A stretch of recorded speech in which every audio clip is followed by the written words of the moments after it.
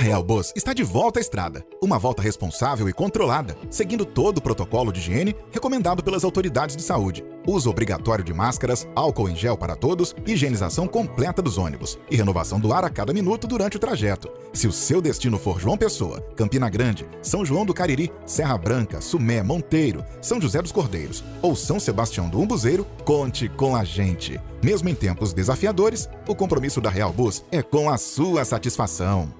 Olá, telespectador do Opção para a Vida, não mude de canal. Você que é internauta, continue conosco.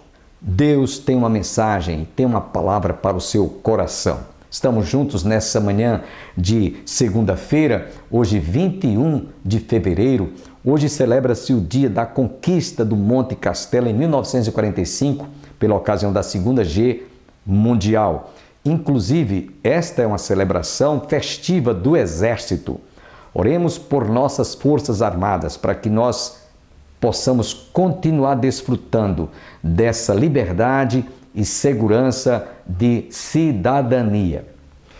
Logo mais estaremos trazendo a segunda parte de um dos estudos que nós trouxemos em nosso tempo. Você certamente será profundamente enriquecido e abençoado. Portanto, continue conosco. Mas antes eu quero lembrar a todos, estamos na contagem regressiva pela ocasião da abertura da 22ª edição do Encontro para a Consciência Cristã, que será realizada a abertura nesta quinta-feira, dia 24 deste mês de fevereiro, estendendo-se até o dia 1º de março. Lembrando a todos que será instalada, que já está inclusive sendo instalada, a FELIC. É uma feira em que todas as editoras cristãs do Brasil lançam os seus livros, lançamentos, preços imbatíveis, você não pode perder. Você que mora em cidades próximas a Campina Grande, venha prestigiar, venha participar, forme a sua caravana e venha participar da 24ª edição do Encontro para a Consciência Cristã, lá no Parque do Povo. Inclusive já está em fase de acabamento a representação do tabernáculo, conforme sempre o pastor Eudefábio se reporta, né? Então, oremos para que Deus abençoe profundamente, lembrando a todos as recomendações da vigilância sanitária, a asepsia das mãos, a aferição da temperatura, uso de proteção da máscara facial, distanciamento, tudo está sendo observado cuidadosamente. Quero também nessa oportunidade pedir as vossas orações em favor do programa Opção para a Vida. Eu tenho feito este apelo aqui. Você pode fazer duas coisas. Você pode orar para que este programa permaneça no ar. Já estaremos no mês de abril celebrando 31 anos que estamos no ar. E também você poderá contribuir com uma generosa oferta. Você poderá fazer a sua oferta fazendo uma doação através da conta bancária agência 3331/meia dúzia, conta corrente 7551/5. Recentemente nós fizemos a aquisição de uma dessas câmeras profissionais para nossa melhor apresentação para você, internauta, para você, telespectador que está conosco. Fizemos a aquisição desta câmera profissional para dar uma melhor definição e uma melhor resolução de apresentação dos nossos programas. Contamos com as vossas orações e contamos também com a sua contribuição, com a sua generosa oferta. Sem perda de tempo, fiquemos com a segunda parte desta mensagem que nós ministramos em nosso tempo pela ocasião dos cultos realizados em nossa igreja. Nos aguarde.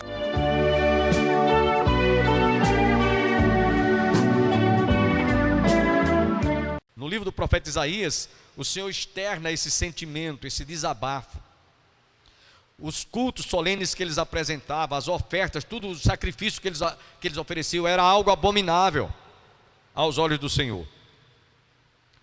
É bom que você pense, quantas vezes nós estamos na casa do Senhor, prestando culto, e pode ser que por causa de algum pecado, alguma maldade no nosso coração, isso seja algo abominável, quando você abre os lábios para louvar a Deus, ou quando você levanta a sua voz, ou alça a sua voz para falar com Deus em oração, e por causa dos pecados, ele sequer toma conhecimento. É algo que incomoda os ouvidos de Deus.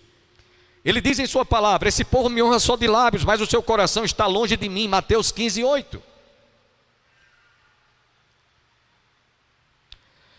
Lá no Evangelho de São Mateus, capítulo 5, versos 23 e 24, Jesus disse: quando vieres trazer uma oferta para colocar no gasofilácio, e te lembrares que teu irmão tem alguma coisa contra ti, vai primeiro reconciliar-te com ele, depois vem e traz a tua oferta.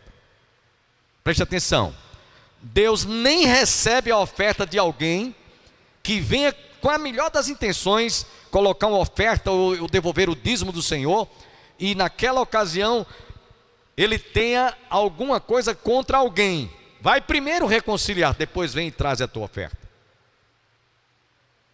Uma oferta Deus não recebe, quanto mais o culto que você esteja pensando que Deus esteja recebendo. Nesse versículo 2, a ênfase é essa: se o não ouvirdes, e se não propuserdes no vosso coração dar honra ao meu nome, diz o Senhor dos Exércitos, enviarei sobre vós a maldição e amaldiçoarei as vossas bênçãos.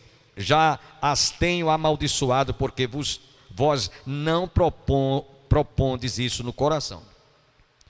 Irmãos, quando a gente está na casa do Senhor, ou em qualquer outro lugar, sabe qual é a leitura que Deus faz a nosso respeito?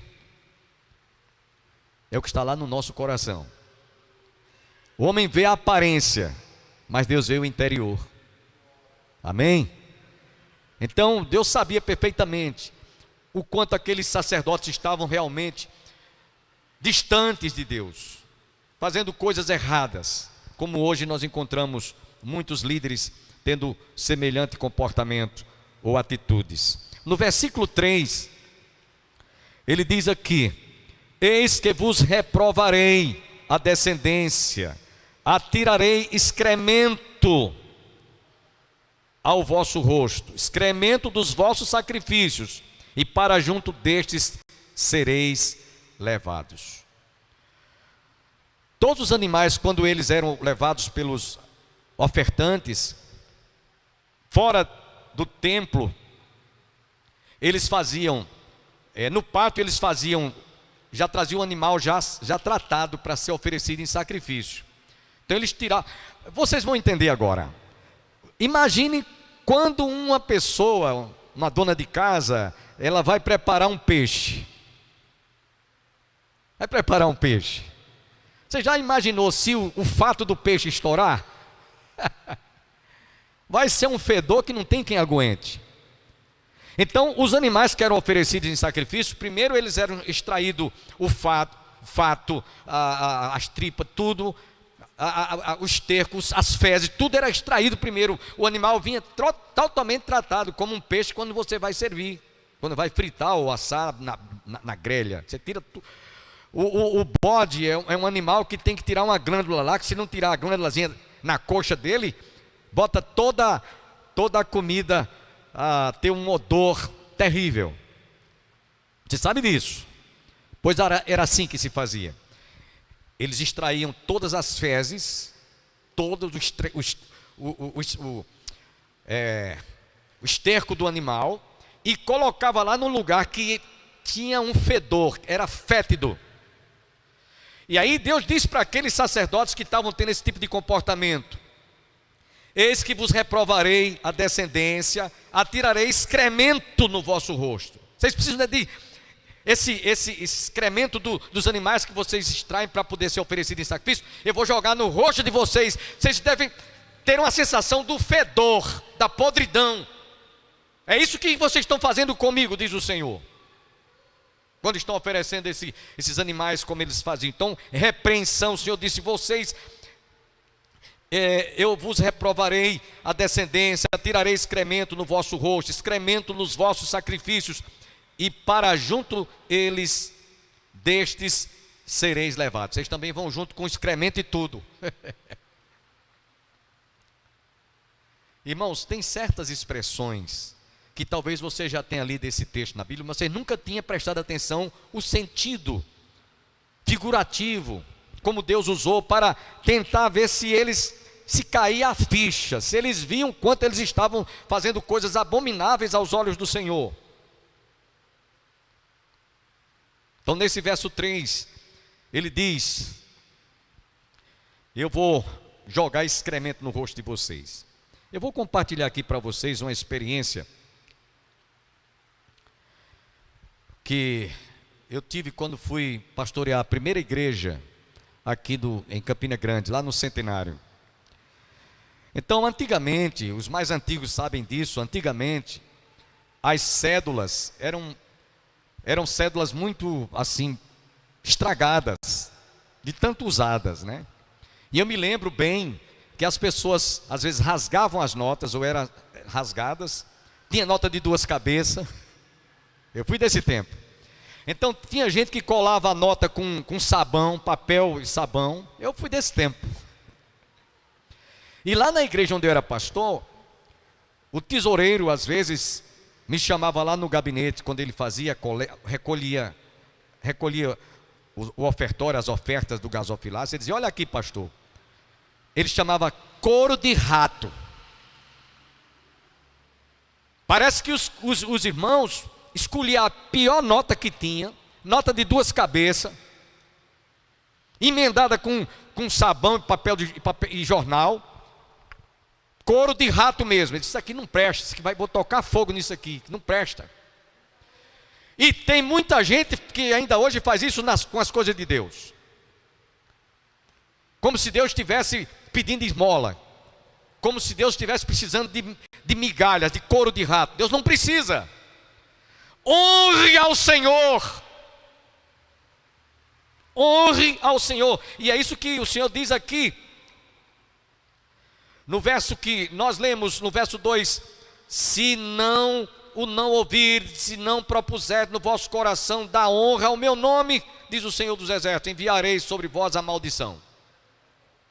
Cuidado quando você estiver oferecendo alguma coisa para Deus, culto de ações de graça. Cuidado quando você estiver entregando uma oferta para o trabalho do Senhor. Você pode achar que Deus vai se empolgar com uma oferta de 10 mil reais, que você talvez traga para a casa do Senhor, ou seja de 1.000 reais, seja lá qual for o valor. Deus não vai nem tomar conhecimento. Eu vou contar aqui uma história que eu já contei várias vezes. Pastor Gerson Barbosa de Menezes, de saudosa memória, conta que na 13 de maio, num dia de domingo, na hora do ofertório, um determinado, isso que ele contava é real. Então, um determinado irmão, na hora que passou a salvazinha, ele entregou, na época, uma nota de 5 mil réis. 5 mil réis, era tempo de réis. Ele colocou lá, mas ele, quando colocou, ele ficou com pena. Ele disse: é demais. Eu devia ter dito aí o diácono que me desse um troco aí de 3 mil reais, ficasse só 2 ou 1.000 reais. Eu dei dinheiro demais.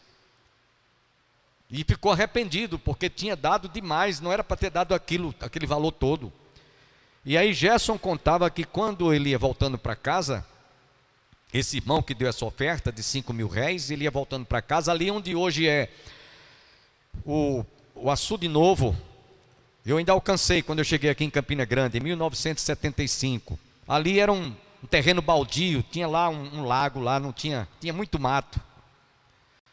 E aí aquele irmão ia naquela parte da calçada alta, e lá vem um redemoinho, um vento desses que arrasta muito papel, muito bagulho. E aí quando ele ia andando, de repente uma nota de 5 mil réis cai nos pés dele. Ele apanhou, disse: epa, foi os 5 mil réis que eu dei lá, Deus está me devolvendo. Aí Jesus dizia: Deus está devolvendo? Não, está dizendo: toma, miserável, que eu não preciso desse teu dinheiro não. Jesus, ele gostava muito de brincar: toma, miserável, eu não preciso de migalhas. Você não estava arrependido porque me deu? Estou te devolvendo. Meus irmãos, cuidado quando nós formos ofertar ao Senhor. Lembremos que dura coisa é cair nas mãos do Deus vivo. Lembremos do que diz a palavra de Deus: Deus é fogo consumidor. Cuidado quando estivermos nos relacionando em relação a oferecermos a Deus o que nós temos para ofertar ali o povo estava trazendo animais defeituosos. Cuidado que você pode estar oferecendo a Deus alguma oferta ou algum valor que Deus vá rejeitar. Então aqueles sacerdotes precisavam de sentir o odor da podridão, daquele excremento, daqueles animais que eles trouxeram. Por isso que Deus está repreendendo-os. No verso que nós lemos, versículo 3: eis que vos reprovarei a descendência, atirarei excremento ao vosso rosto, excremento dos vossos sacrifícios, e para junto destes sereis levados. Verso 4: então sabereis que eu vos enviei este mandamento para que a minha aliança continue com Levi, diz o Senhor dos Exércitos. Nesse versículo 4, a sua repreensão serviu para os sacerdotes e para os seus descendentes. Porque inclusive no versículo 4, há uma tradução que diz, o Senhor diz assim: eis que quebrarei vosso braço. Quebrar o braço, a tradução que seria mais ou menos essa: os teus descendentes vão sofrer também essas consequências se eles não se corrigirem. E é por isso que no versículo 4 ele diz: então sabereis que eu vos enviei este mandamento para que a minha aliança continue com Levi, diz o Senhor dos Exércitos, se vocês não se corrigirem. A sua repreensão serviu para os sacerdotes e seus descendentes, os quais, se não se corrigissem, seriam também severamente punidos, caso não se arrependessem. Essa aliança que ele está falando aqui, ela estava em vigor desde os dias de Levi até os dias de Malaquias. Estava em vigor, porque ainda estava sendo oferecido sacrifício. Só no ano 70 depois de Cristo, quando o templo foi destruído, que ali cessou os sacrifícios dos animais. Mas até então eram oferecidos. Então a mensagem principal de todo o livro de Malaquias se resume na seguinte sentença. Preste atenção. Tudo se resume nisso que eu vou dizer agora. Deus castiga os desobedientes e abençoa aqueles que lhe são fiéis e lhe obedecem. Porque em ambas as situações, Deus tanto ama aquele que desobedeceu, desde que ele se arrependa e se converta e se volte para o Senhor, como aqueles que ele também lhe agradam, lhe fazem, agrada o seu coração. Ou seja, sempre o amor de Deus será demonstrado. O Senhor castiga aquele a quem ele ama, repreende aquele a quem ele recebe por filho. Se eles se corrigissem, o Senhor estaria demonstrando um amor profundo por eles, terem reconhecido o pecado cometido ou praticado. Se eles não reconhecessem, estariam debaixo de maldição. Ele diz isso, inclusive, mais adiante no capítulo 3, do mesmo livro de Malaquias, verso 6 e o verso 17. Porque eu, Senhor, não mudo, por isso vós, ó filhos de Jacó, não sois consumidos. E o verso 17, do mesmo capítulo 3. Eles serão para mim particular tesouro, naquele dia que prepararei, diz o Senhor dos Exércitos. Poupá-los-ei como um homem poupa seu filho, que o serve. Então Deus não deixará de tratar, mesmo quando o seu povo estiver em pecado de desobediência ou rebeldia. Nesse versículo 4, meus irmãos, aliás, no versículo 5, desculpem, nós já vimos o versículo 4, ele diz: a minha aliança com ele foi de vida e de paz, ambas lhe dei eu, para que me temessem com efeito, e ele temeu e tremeu por causa do meu nome. O Senhor aqui alude à aliança, o pacto, o concerto que ele havia feito com Levi, a tribo de Levi, ou com os sacerdotes, os levitas. E ele diz aqui que eles temiam e tremiam. Temiam e tremiam. Mas não era com medo, não. Era para obedecer. Porque tem o temor medo, e tem o temor, obediência. Por exemplo, quem é pai aqui, quem é mãe sabe, se você chega para o seu filho e diz, olha, se você não fizer o dever de casa, se você não obedecer a seu pai, se você não obedecer a sua mãe, você vai levar uma pisa. Então o menino passa a obedecer o seu pai ou a sua mãe com medo da pisa. E outra coisa totalmente diferente, é ele ouvir a advertência e dizer, eu não vou fazer isso porque meu pai disse que não era para fazer. Não é com medo de apanhar não, mas por respeito, por honrar, é diferente. E aí aqui no versículo 5, Malaquias diz, a minha aliança com ele foi de vida e de paz, ambas lhe dei eu, para que me temessem, com efeito, ele me temeu e tremeu por causa do meu nome. Domingo de manhã eu estava aqui ensinando na classe, e eu disse uma coisa que eu vou repetir para quem não estava aqui. O cristão, ele não deve praticar certos pecados, não é com medo de ser punido não, é por temor, por respeito, por honrar a um Deus que disse, eu sou santo, sede santos porque eu sou santo. Não é com medo, se eu fizer tal coisa errada, eu vou sofrer um castigo de Deus. Não é, essa atitude é muito pobre. Não é uma atitude de quem realmente é espiritual, não. Essa é a atitude de quem realmente, às vezes, quer negociar com Deus. O Senhor alude à aliança, pacto e o concerto que fizera com a tribo de Levi, a casa de Israel, para que eles o servissem com temor e tremor. Está lá no livro de Números, capítulo 3, versos de 11 a 13 e capítulo 25, versículo 12. Meus irmãos, isso hoje é válido para os nossos dias, como cristãos. Por que o Senhor está dizendo como cristãos, pastor? Porque de acordo com a primeira carta de Pedro, capítulo 2, versículos 9 e 10, e é bom que você abra os ouvidos para que você entenda isso que eu vou ler. 1 Pedro capítulo 2, versos 9 e 10, todo cristão se tornou sacerdote. Você é um sacerdote. Você, minha irmã, é uma sacerdotisa. Olha o que é que diz aqui nos versos 8 e 9. Versículo 9, desculpem.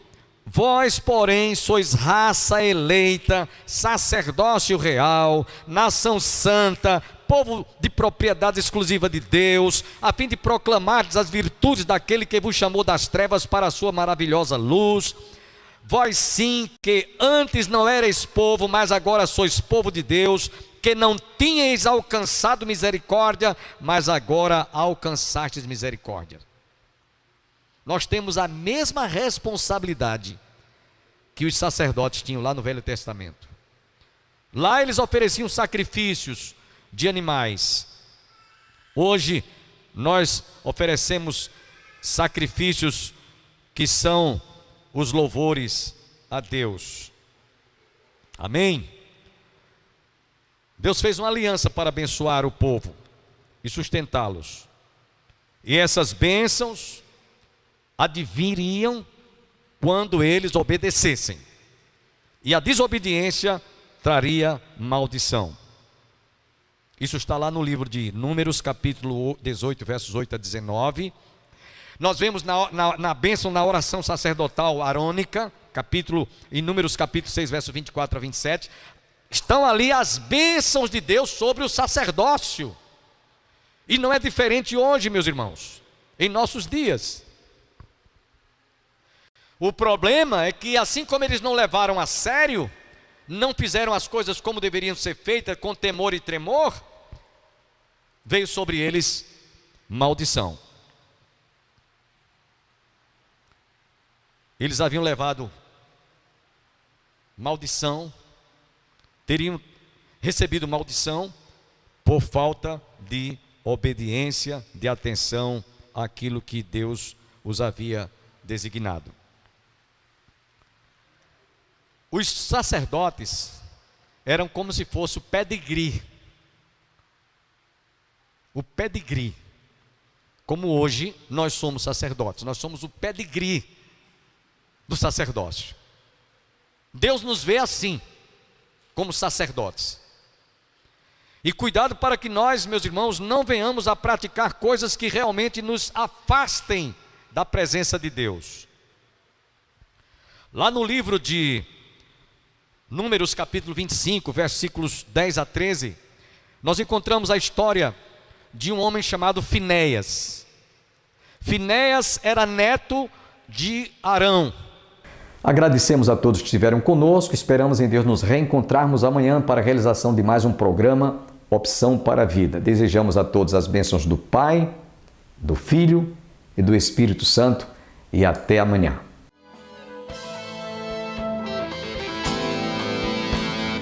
Jesus é a ponte que está sobre o rio de lutas,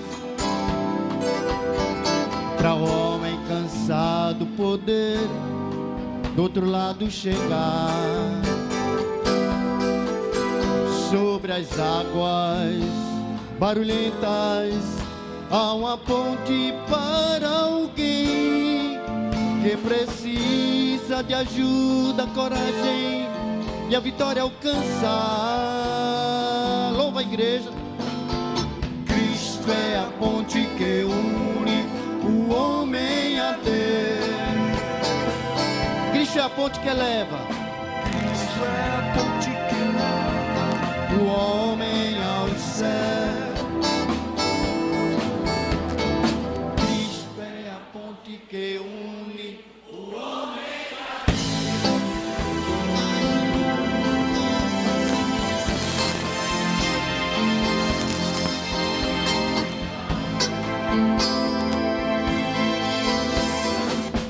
Jesus dá força ao homem que está sem coragem, levanta o abatido e ao fraco ele estende a mão. É o conforto de tua alma, é a ponte para alguém que se encontra com muitos problemas em seu caminhar. Cristo é a ponte que une o homem a Deus. Cristo é a ponte que leva o homem ao céu. Cristo é a ponte que une o homem a Deus.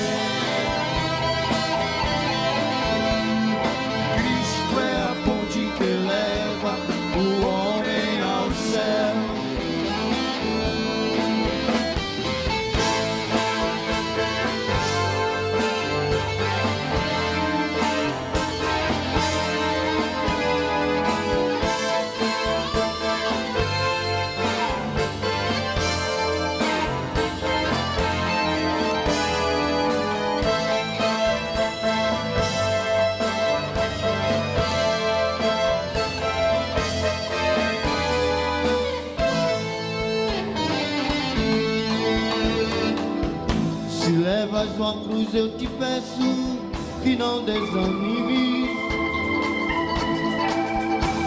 A luta que passa em tua vida é pra glória de Deus.